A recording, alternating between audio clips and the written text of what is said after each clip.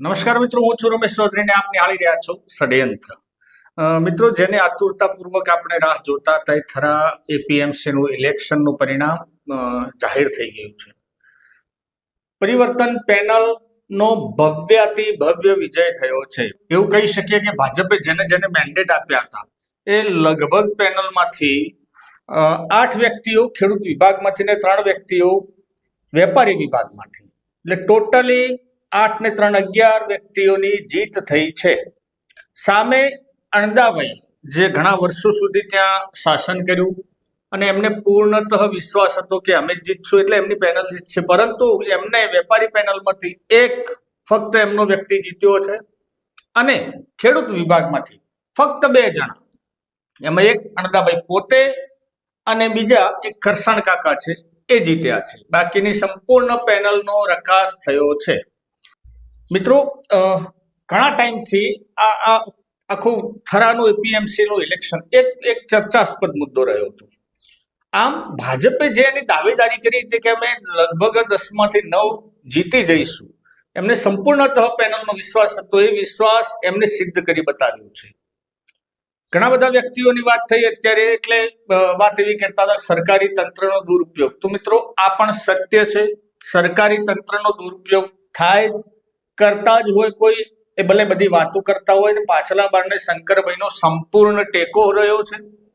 Banas bank, જેમના અંડરમાં ડાયાભાઈ પિલિયાતર બેઠા છે ચેરમેન, એમને પણ સંપૂર્ણ રસાકસીથી આખી ચૂંટણીમાં મદદ કરી. અને બનાસ ડેરી તો આપણને બધાને ખબર જ છે કે મદદ કરે. અને મિત્રો, જ્યારે તમે લડવા નીકળતા હોય એટલે તમને પણ સામેવાળાની ખૂબીઓ તમને ખબર જ હોય, એની ખામીઓ વિશે પણ આપ જાણતા જ હોય. એટલે અને આ સ્વાભાવિક, આ થવાનું જ હતું. આ કઈ નવું થતું નથી. ઇલેક્શનોમાં શામ દામ દંડ ભેદ બધું જ અપનાવવાની છૂટ છે. જીત એ આખરે જીત હોય છે. બીજી વસ્તુ કહી દઉં કે વેપારી વિભાગમાં સંપૂર્ણતઃ આમ એવી આશા હતી કે અણદાભાઈની પેનલ આખી એટલે 4 જીતી જશે, પરંતુ 2 દિવસ પહેલા જે ટેક્સ વાળા ના સાહેબો લાગાઉન ત્યાં આવ્યા અને જે એમના દ્વારા પ્રેશર કરવામાં આવ્યું વેપારીઓ, એટલે જીએસટી ની આખી ટીમ, એટલે એમના મોટા મોટા અધિકારીઓ આમાં લાગેલા હતા. માટે વેપારીઓએ ડરના માર્યા અથવા કોઈ પણ સંજોગોમાં એમને સંપૂર્ણતઃ ટેકો કર્યો છે પરિવર્તન પેનલનો. બીજું એક આ પણ આજે મુદ્દો અગત્યનો રહ્યો છે કે જ્યારે ગઈકાલે વોટિંગ કરવા જતા હતા ત્યારે મિત્રો ગોપનીયતા ભંગ થાય એવા એમનું બેલેટ પેપર છપાયું હતું.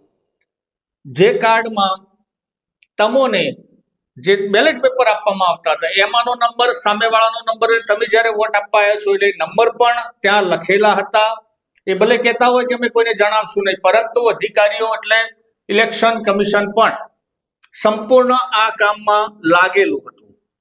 એટલે હવે જેને જેને વોટ નહીં આપ્યા હોય ને એમને પણ આ ધ્યાનમાં લેશે અને આવનારી ચૂંટણીમાં એ વોટ પોતાના અંકે કરવા માટે પ્રયત્ન કરશે. આવનારી ચૂંટણી એટલે બનાસ ડેરીની ચૂંટણી.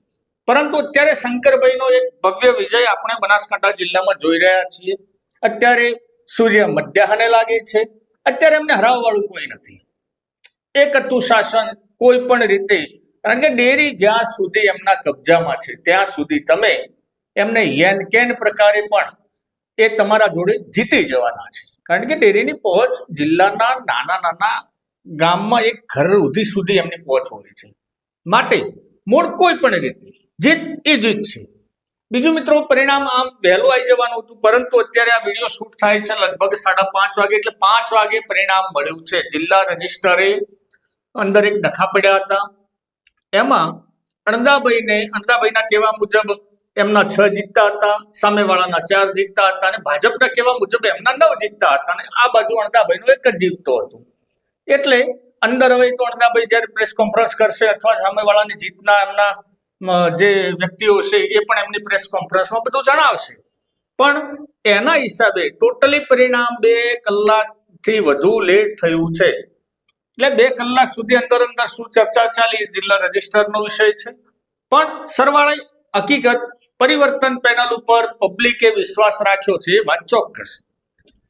વિશ્વાસ રાખ્યો એના કરતા પણ એમને રમતની આખી સિસ્ટમમાં એ માહિર છે અને અત્યારે એ આપણને નજર સામે દેખાઈ રહ્યું છે. તો મિત્રો આ હતા લેટેસ્ટ અપડેટ. આખા દિવસ દરમિયાન ઘણા બધા વ્યક્તિઓએ ફોન કર્યા, કોણ જીત્યું છે કોણ નહીં, એટલે છેવટે સરવાળે આજે કંટાળીને ફોન પણ બંધ કરી દેવા પડ્યા હતા. એવી પરિસ્થિતિનું નિર્માણ હતું. અત્યારે જે સાચા સમાચાર મળ્યા છે, જે લાઈવ આપને અપડેટ થયું છે, એ મુજબ પરિવર્તન પેનલ નો વિજય એટલે ભવ્ય વિજય આપણે એને કહી શકીએ છીએ. હારના ઘણા બધા કારણો છે અંડાભાઈના, પરંતુ જો જીત્યા હોત તો ચોક્કસ આ ડેરીના ઇલેક્શનમાં આની ઇફેક્ટ પડત અને શંકરભાઈ પણ સારી રીતે જાણતા હતા. માટે ઇલેક્શનમાં ક્યાંય કાચું ના કપાય, એ પોતાની દોરી સંચાર નીચે જ બધું કામ એમને હેન્ડલ લીધું હતું અને આખું પરિણામ એમના ફેવરમાં એ લાવી શક્યા છે. એટલે આ ચૂંટણી સ્વાભાવિક રીતે આમ ભાજપની ગણાતી હતી, પરંતુ આમ શંકરભાઈ ને અંડાભાઈની ચૂંટણી તરીકે દેખાઈ રહ્યું હતું અને ચૂંટણી એવી રીતે જ લડાણી હતી, શંકરભાઈ વર્સિસ અંડાભાઈ પટેલ. બીજું મિત્રો, હવે અંડાભાઈ શું કરશે અને ભાજપ શું એના ઉપર એક્શન લેશે, આ પણ એક મહત્વનો વિષય છે. કારણ કે આમ બીજે કોઈ જગ્યાએ ભાજપના જે માની લો કે ઊંઝામાં હમણાં એમને વિરોધ કર્યો હતો, જયેશ રાદડિયાએ જે પેન્ડેટના સામે જઈને ચૂંટણી લડ્યા, ત્યાં ભાજપે કોઈ એક્શન લીધા નથી, ઊંઝામાં નથી લીધા. પરંતુ આ બાબતમાં શું કરશે આવનારો સમય એ ભાજપ નક્કી કરશે, કારણ કે બાજી એના હાથમાં છે. એટલે ચૂંટણીમાં હવે ચૂંટણી પત્યા પછી મારા અનુમાન મુજબ ચોક્કસ એ ભાજપમાંથી એમને એક નોટિસ પણ આપવામાં આવશે અને કદાચ સસ્પેન્ડ પણ કરે એવી પણ અત્યારે તાજવીજો દેખાઈ રહી છે. પરંતુ એક પીઢ અને અનુભવી વ્યક્તિ, અનુભવી એટલે રાજકારણના મહારથી શંકરભાઈ કદાચ આવી ભૂલ ના પણ કરે, કારણ કે સામે પક્ષે જઈને વધારે નુકસાન કરી શકે છે. એનાથી બેટર છે કે પક્ષમાં રાખી અને શિસ્તના પાઠ ભણાવવા અને એમને કંટ્રોલમાં રાખવા અને એમના ઉપર વોચ રાખી, આ બધું થવાનું છે. મિત્રો, આ બધી જ માહિતી જો આપને સારી લાગી હોય તો વિડીયોને લાઈક કરજો, કોમેન્ટો કરજો વિડીયોમાં અને ચેનલને સબસ્ક્રાઇબ કરવાનું ભૂલતા નહીં. જય હિન્દ, જય ભારત.